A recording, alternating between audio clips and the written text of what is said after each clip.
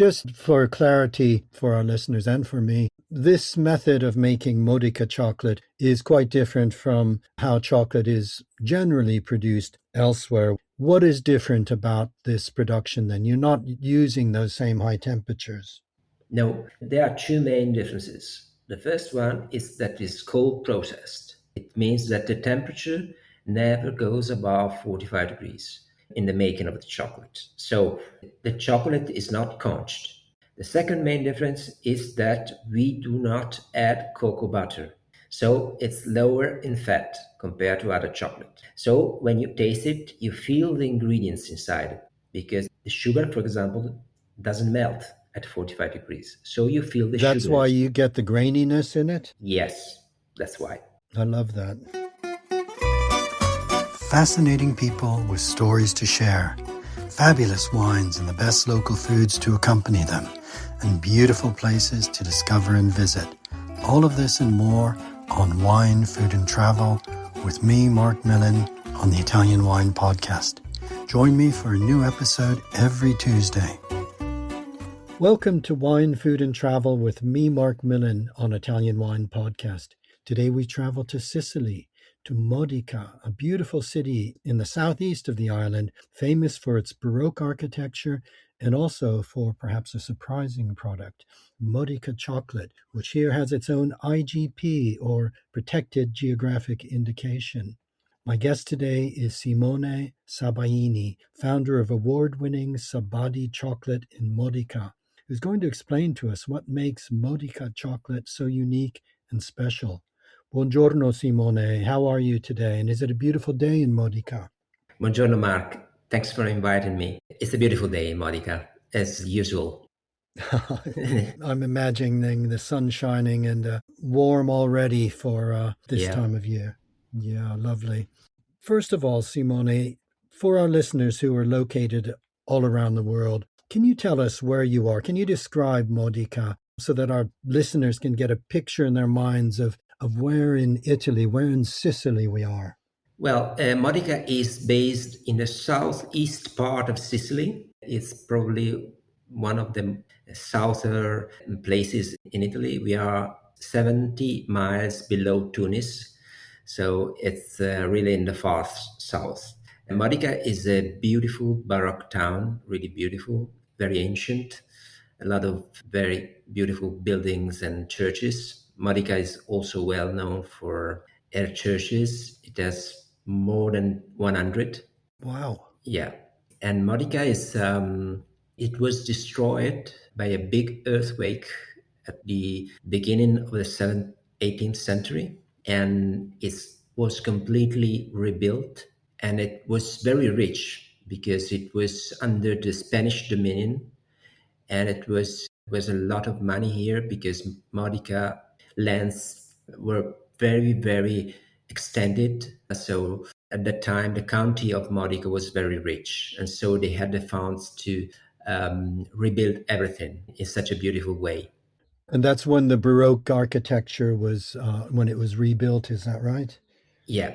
I was born in the northern part of Italy. So I discovered Modica 20 years ago. So I'm here like a sort of long-term tourist. Okay, and you're actually from Verona, is that right? Yes, yes. And it's not so common from someone coming from the northern part of Italy to come southward. We have many people from the south going to the north, but very few going southward. What made you decide to move to Modica? Well, I totally fell in love with the city. Well, I started my career in an investment fund, but I understand very soon that I was investing in money, but not in quality of life. And so I decided to completely change my life in 2004. And the first step toward this big change for me, it was leaving the finance sector and moving to an NGO. It's the biggest fair trade organization in Europe, and Okay.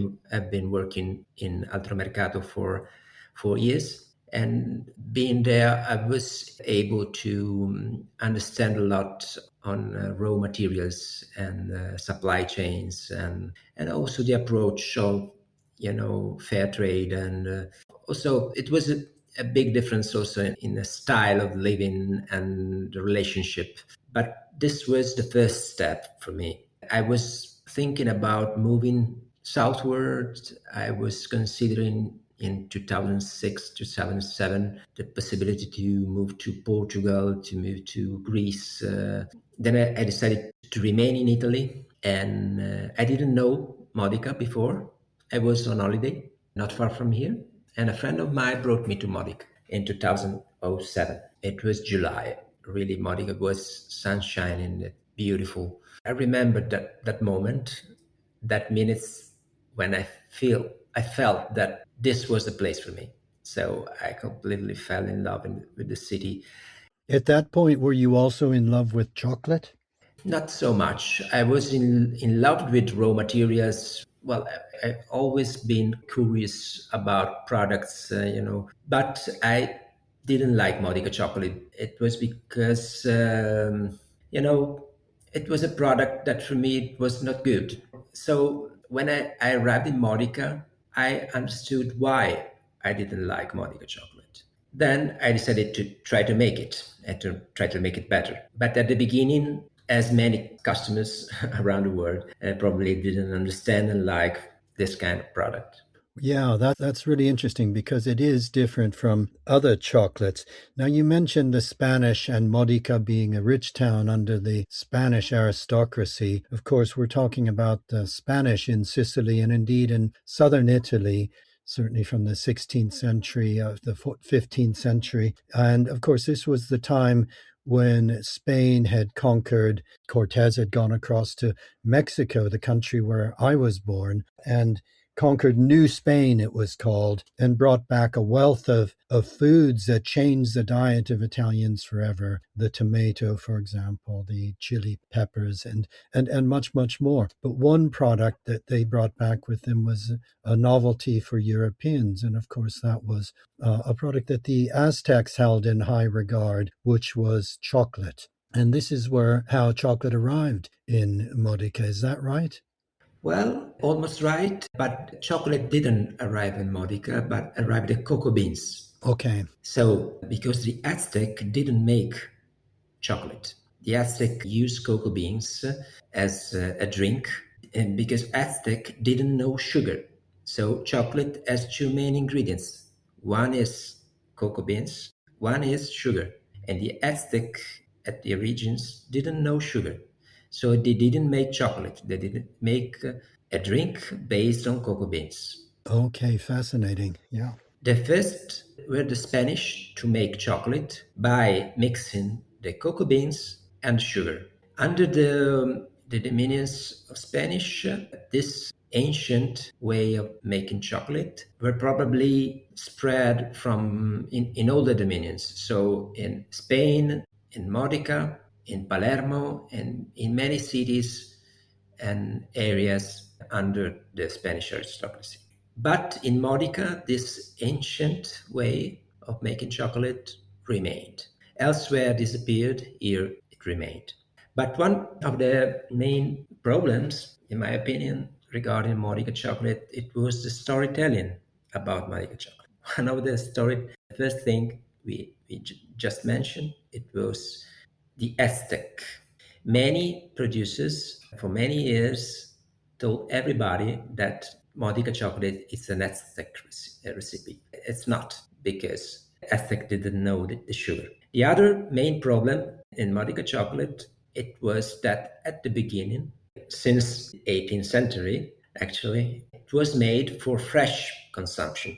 It means that the shelf life of a couple of weeks. After this couple of weeks, that is the traditional way of making and selling the chocolate lose the organoleptic characteristics.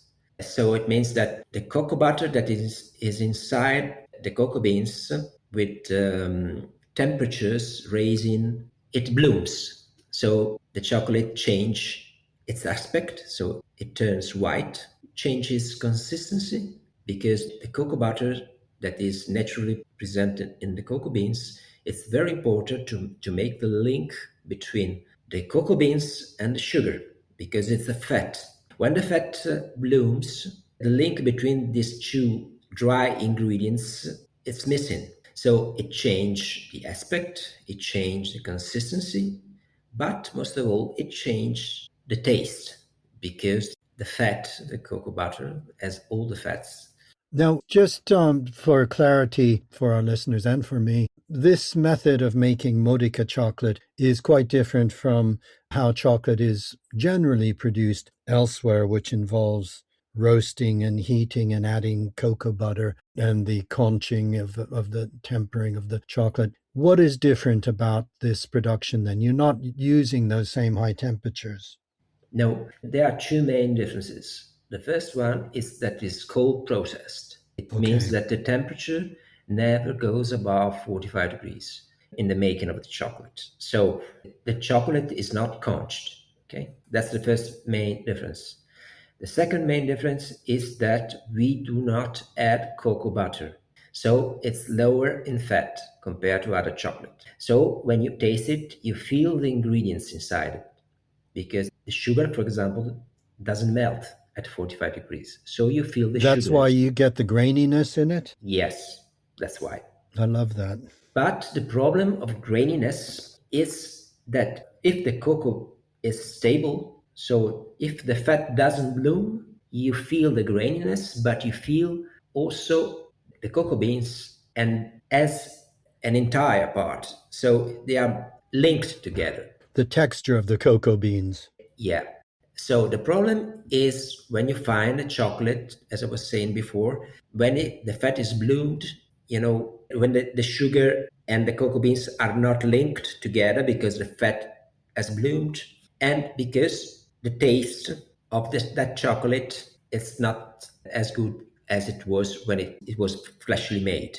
That's the problem, in my opinion, of the traditional Modica chocolate. Because Mm-hmm. in tradition, this problem, it was not an issue because, it was made, sold, and consumed in a period of a couple of weeks maximum. The problem was when there was, a mediatic echo of about Modica chocolate, and the producers started to sell this product outside Modica. That's when the big problem about Modica chocolate raised up. And that's why I didn't like Modica chocolate before coming here. Because when I was used to buy it, at gourmet shops or wherever, when I buy it, I've always found it with a fat bloomed, white on the surface, very disgregated. I don't know if it's a correct word in English, but not linked together with the cocoa mass and the Okay, I sugar. understand. Yeah. Okay, that's why I didn't like it. But the problem was that the local producer took this traditional fresh made product and to sell it, they gave him 12 months of shelf life. But after 2 or 3 weeks after the production, the chocolate made in a traditional way lose all these organoleptic properties. So that was a big problem about Modica chocolate. And the problem was bigger because the producer at that time invented the story that it's normal. Why you find it with the fat bloomed, you find it not good at taste, it's normal because this is made in a traditional way. And that's why the Modica chocolate during these years, it was a product that it was almost not consumed and it was used as a gift, but not sure as a gourmet product. Oh, interesting. Very, very interesting. How do you get around that problem? What is your method that is unique? Yeah, the method was that we started when I came here. I realized that these were problems, and I tried to solve them. And the first step was about raw materials. So I started buying the beans directly from the producers that I knew very well. Free trade producers. Yeah. fair trade. Yeah, it was fair trade, organic. It was a slow food proceeding of Hmm. Nacional Fino de Aroma from Ecuador. I started to use very different kind of sugars, not white sugar as everybody uses here. And mainly, I started working this chocolate at lower temperature than Modica chocolate for a longer time. And if you are able to work it at lower temperature for a longer time with dedicated machines, you can make it stable. So my chocolate is stable for 1 year and a half. Okay. So it maintains all the properties of the Modica chocolate. Right. So it still has that graininess that we expect from a chocolate that isn't made through the heating process, the conching. Yes. But what's I think also interesting is that Modica chocolate, and your chocolate in particular, has a range of flavorings that are added to it. Is that right? Yes, we make a lot of flavored chocolate. We do not use essential oils, aromas of any type, but we use only ingredients coming from agriculture. So when it's a lemon chocolate, it's a chocolate with the zest of lemon, dried zest of lemon. If it's a chocolate with marjoram, it's a chocolate with the marjoram leaves that we dry. So, and we make a lot of flavored chocolate. What are the most popular flavors? There are really a lot, but because now we make more than 60 products, Oh my as goodness. Wow. and yeah, and other 70 products in the chocolate aging cellar, because we started flavoring the chocolate, but with inclusion, so including citrus zest, herbs, spices. But in 2012, we started with the infused chocolate. We opened in Modica the first chocolate aging cellar where chocolate are flavored, but not by inclusion of other ingredients, but with the infusing processes, so the aging process.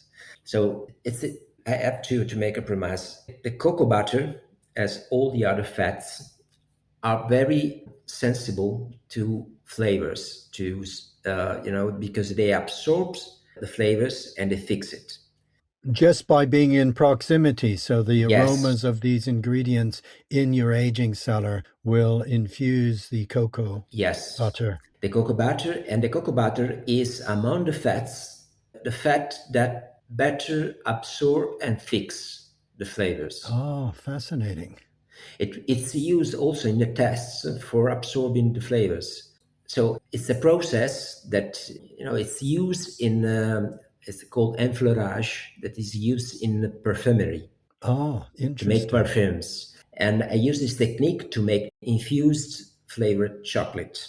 So there's a first stage that is made with the cocoa beans, and there's a second stage that is made in the cellar. Just imagine a place where you find barrels or big tins, where inside you find elements, for example, flowers, tobaccos, teas, spices, natural gums, and chocolate together. So a layer of flowers, a layer of chocolate, a layer of flowers, and so on. Oh my goodness, yes. Closed for a period that goes from 2 weeks up to 6 months, depending on the type of elements. And during this time, this long period of time, the chocolate absorb all the flavors without having the concrete flavoring inside. And it happens something very, very special because the tasting of this chocolate that is very, very different compared to the other. It's incredible because, for example, the first main difference is that when you use spices, a spice, a pepper, a chili is spicy. But what makes the chili and the pepper spicy? It's the fiber. So in the chocolate with inclusion, if you put inside chili or peppers, different peppers, you feel the spiciness. But in an infused chocolate, you see only the flavoring, the aromas of the peppers, of the chili, but not the spiciness because Oh, there's no chili fascinating. inside it. Ah, And also, it's very interesting For tobaccos, we age chocolate in very different types of tobaccos, and you see the flavoring of the tobacco, but not the nicotine, because the nicotine stays in the fibers and it's not included Wow. inside. That's really interesting. So the chocolate that is available in your shops or indeed online, the Yes, various different tablets of chocolate, are those all made through the aging in the cellar? no, only the chocolate that is called gli affinati.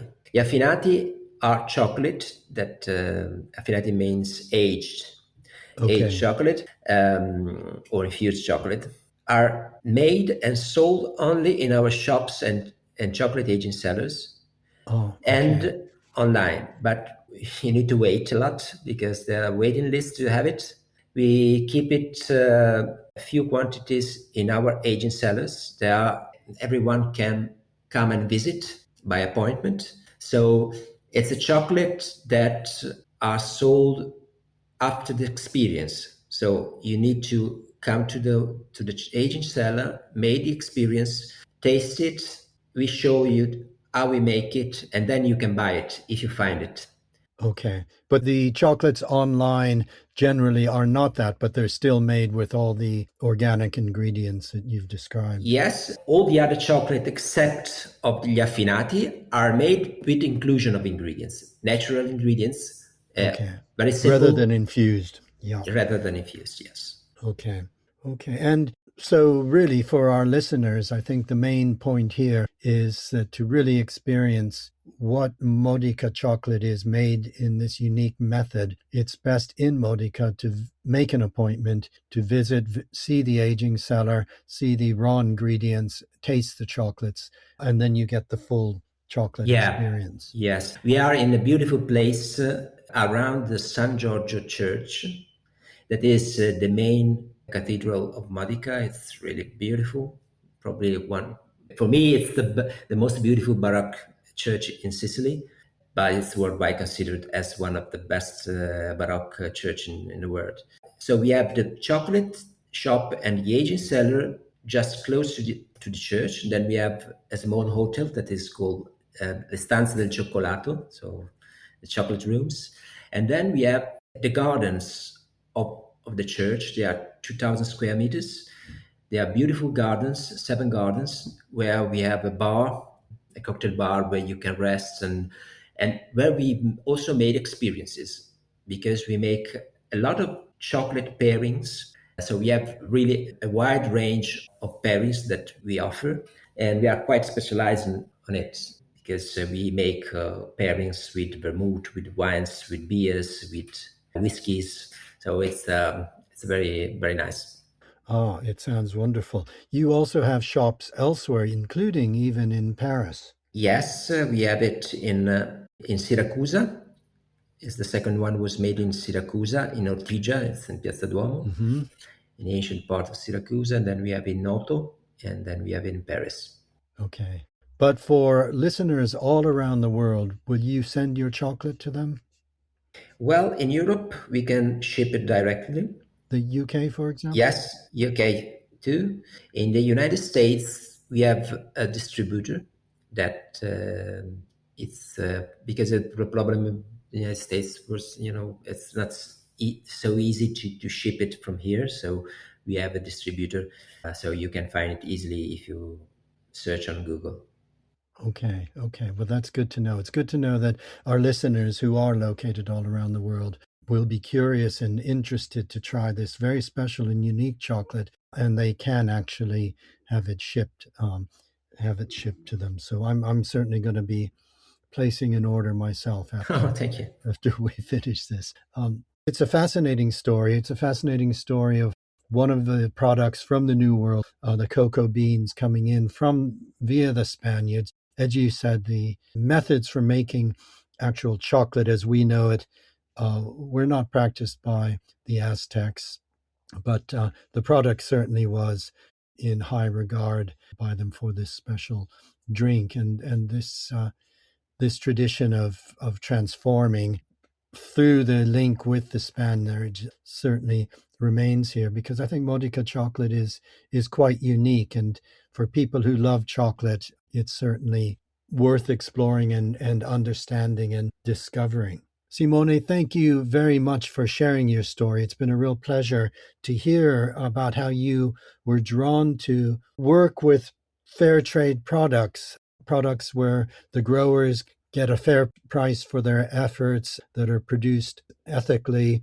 and sustainably. And you've been able to create a business that now is sending this unique product all around the world, and indeed even with a shop in Paris. So it's a fascinating story, and I urge our listeners to visit Modica for the beauty of this small city, and indeed to discover and meet with you and to discover your chocolate. So thank you very much for being my guest today.